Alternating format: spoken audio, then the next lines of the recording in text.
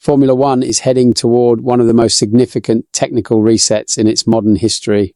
The 2026 regulations will redefine how cars are built, how power is delivered, and how teams structure their long-term projects.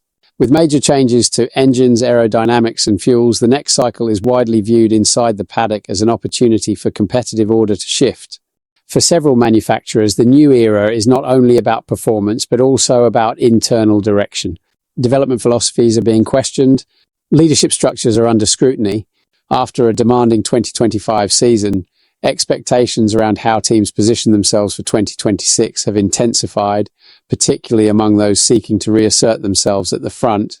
Within that context, Ralf Schumacher has voiced concerns about Ferrari's current approach. Speaking on the Backstage Box and Garza podcast, the former Formula One driver and current commentator said the Italian team appears to be developing two different cars for Charles Leclerc and Lewis Hamilton. Schumacher criticized the idea sharply and suggested the consequences could be severe once the new rules arrive. The disaster, as we have already heard between the lines, seems to be Ferrari once again, Schumacher said on the podcast. They are developing two cars, and I can almost imagine why, because Leclerc and Hamilton have completely different opinions about the car.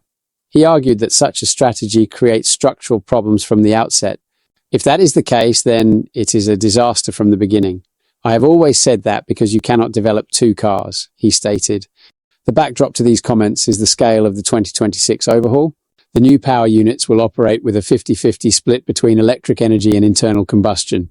Aerodynamic concepts will change and the sport will move to fully sustainable fuel. Ferrari, like its rivals, has committed major resources to the project, viewing it as a chance to recover after a disappointing 2025 campaign. Schumacher also linked the outcome of this development cycle to the future of team principal Frédéric Vasseur, who faced heavy pressure throughout 2025. Everything depends on the team's performance. We have to wait and see how testing goes, and also the first two races, Schumacher said. He added that Ferrari had placed full focus on the new car since the Chinese Grand Prix.